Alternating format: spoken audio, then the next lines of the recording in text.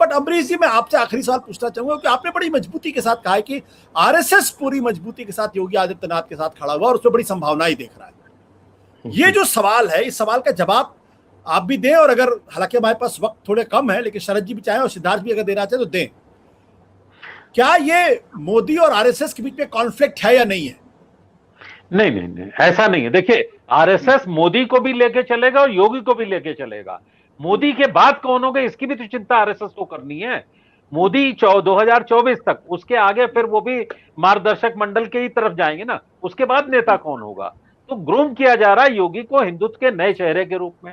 संघ की जो विचारधारा है पूरी, वो हिंदू राष्ट्र की अगर है तो योगी से बड़ा नेता उनके लिए कोई नहीं है। तो ऐसा नहीं कि मोदी का विरोध कर रहा है आरएसएस, लेकिन योगी को आगे के नेता के रूप में प्रोजेक्ट कर रहा है, इसलिए वो उसके साथ खड़ा है। आपने जो जवाब दिया उसमें ही एक सवाल और संदेह है। उसमें सवाल और संदेह ये है कि इसका मतलब योगी को मोदी ग्रूम नहीं करना चाहते आगे के लिए, लेकिन आरएसएस उनको ग्रूम करना चाहता है। जी जी, ये बिल्कुल सही है, आपने सही पकड़ा। मोदी जी किसको करना चाहते हैं उसके बारे में शरद जी भी इशारा कर चुके हैं और आज सारी बात हो रही है। तो जाहिर सी बात है, लड़ाई नंबर 2 की है इस समय, उसी लड़ाई के तहत सारा। देखिए, संघ पूरी तरीके से मोदी जी के साथ है, था और रहेगा, चाहे वो मोहन भागवत हो, चाहे दत्तात्रेय होसबोले हो। एक दो छोटे नेता छोड़ दीजिए, लेकिन संघ का जो शीर्ष नेतृत्व है मोदी जी के साथ पूरी तरीके से। और इस वजह से संघ के अंदर भी रंबलिंग्स हो रही हैं कि भाई हम सरकार के किसी भी फैसले का उस तरीके से क्यों विरोध नहीं कर पाते जिस तरीके से हम अटल जी के जमाने में कर लेते थे। हमें क्यों सरकार की हर बात में हाँ में हाँ मिलानी पड़ती है। तो ये बात अलग है।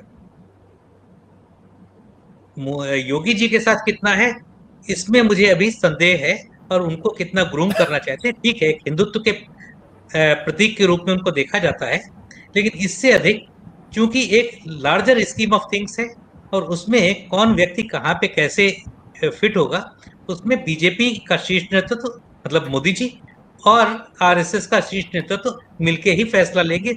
मोदी जी के ऊपर कोई फैसला थोपा नहीं जा सकता। आपने जो जलेबी बनाई मैं समझ ही नहीं पाया आपने कहा क्या है। कि मतलब अगर वो कहे संघ अगर कहे कि योगी को ही आप अपना, लेकिन आप मुझे थोड़ा इंट्रोगेटर की भूमिका में आने दीजिए। आइए जी। मोदी जी अमित शाह को अपने उत्तराधिकारी के तौर पर देखते हैं या नहीं? मोदी जी योगी आदित्यनाथ को अपने उत्तराधिकारी के तौर पर देखते हैं या नहीं? संघ परिवार मोदी के बाद किसको उत्तराधिकारी के तौर पर देखता है? पहली चीज, मोदी जी अपने उत्तराधिकारी के तौर पर फिलहाल किसी को नहीं देखते हैं। ठीक है, वो 1 नंबर से 10 नंबर तक सिर्फ मोदी को ही देखते हैं। और 15 नंबर से जो अगर 14, 13, 12 की तरफ बढ़ता है तो उसको वो उसकी जगह दिखाने की कोशिश करते हैं कि देखिए आपकी जगह कहाँ थी।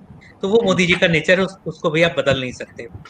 जहां तक बात है कि संघ योगी जी को कहाँ देखता है, तो मैंने स्पष्ट किया कि संघ योगी को एक हिंदुत्व के प्रतीक के रूप में देखता है, लेकिन बीजेपी की हायरार्की में वो कहाँ पे फिट होंगे वो मोदी जी डिसाइड करेंगे। उनके ऊपर अपनी इच्छा आरएसएस थोप नहीं सकता। ठीक है, सिद्धार्थ आपकी क्या राय? देखिए, संघ की जो स्थिति है, कम से कम मोदी के प्रधानमंत्री रहते हुए वो वह स्थिति नहीं है कि जब संघ एक सख्त अनुशासक के तौर पर अपनी बातों को थोप सकता था। आज हम लगातार कई मौकों पर ऐसा देख चुके हैं कि संघ भी बहुत सारे विषयों पर, बहुत सारे मुद्दों पर उसे हमने योगी के सामने समर्पण करते देखा है या योगी के सामने उनकी शर्तों के अनुरूप चलते देखा है। तो संघ जो कहे मोदी एकदम वही उसी को मानेंगे, वैसा ही करेंगे। और आप ये कह सकते हैं मोदी को ये अच्छी तरह से मालूम है। देखिए, कब संघ ने भारतीय जनता पार्टी के लिए चुनाव में मदद नहीं की, हमेशा करता रहा है। ये मोदी का करिश्मा था, ये मोदी की पिछड़ी जातियों से लेके और तमाम जातियों को जोड़ना था, शहरी युवाओं को जोड़ना था, गुजरात का मॉडल दिखाना था, तब जाके वो सफलता मिली है। संघ तो हमेशा से भारतीय जनता पार्टी को चुनाव लड़ाता रहा, चुनाव में जिताता रहा, लेकिन नहीं ऐसा कर पाया। तो संघ की स्थिति कम से कम मोदी के सामने वो हवाली नहीं है जो किसी जमाने में बाला साहब देवरस या उनसे पहले अन्य संघ के सरसंघ संचालकों के समय में हुआ करती थी।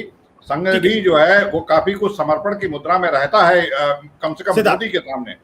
जी एक टिप्पणी मैं करना चाहूंगा कि जब मोदी जी को प्रधानमंत्री बनाने की बात आई, पूरी भारतीय जनता पार्टी का नेतृत्व खिलाफ था मोदी जी के, और आरएसएस जम गया जाता है, पूरी ताकत से लग गया था कि मोदी जी प्रधानमंत्री के उम्मीदवार होंगे, और वही हुआ। ये ध्यान रखना चाहिए।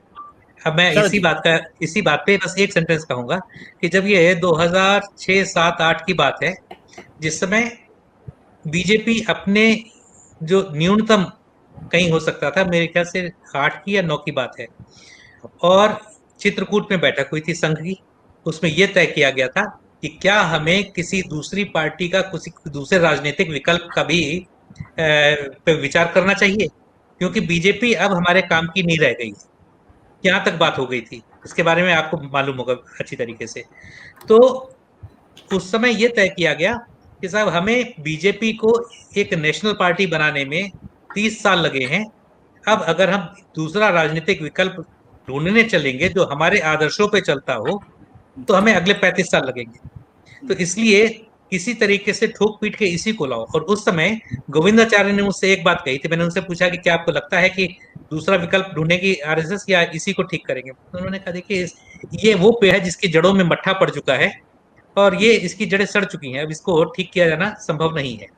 हालांकि आज बीजेपी जहां पे है उसके बारे में आप 2008-9 में सोच भी नहीं सकते थे। ठीक है, बिल्कुल शरद जी, जो बात आपने, मुझे लगता है कि वक्त काफी हो चुका है, लेकिन जो बात सिद्धार्थ और बाकी लोग कह रहे हैं, तो उसमें एक चीज मैं जरूर जोड़ना चाहूंगा कि दरअसल 2014 के बाद से जो भारतीय जनता पार्टी है और जो आरएसएस है, उसमें जमीन आसमान का फर्क आ चुका है।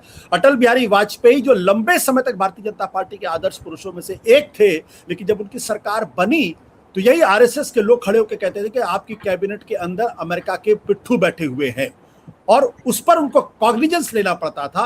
और पहली बार जब 1996 में सरकार बनी थी, तो जब आरएसएस ने कहा तो अपने मन का वित्त मंत्री भी उस कैबिनेट में नहीं बना पाए थे, और यही आरएसएस थी, दत्तोपंत ठेंगड़ी ने दिल्ली में खड़े होकर अटल बिहारी वाजपेयी को गद्दार कहा था। आज की तारीख में आरएसएस के चाहे मोहन भागवत या हौसबुले, किसी के अंदर इतनी हिम्मत नहीं है और शायद वैसी समझ भी नहीं है कि वो नरेंद्र मोदी को इन शब्दों से विभूषित करने की या उनके कैबिनेट को विभूषित करने की कोशिश करें।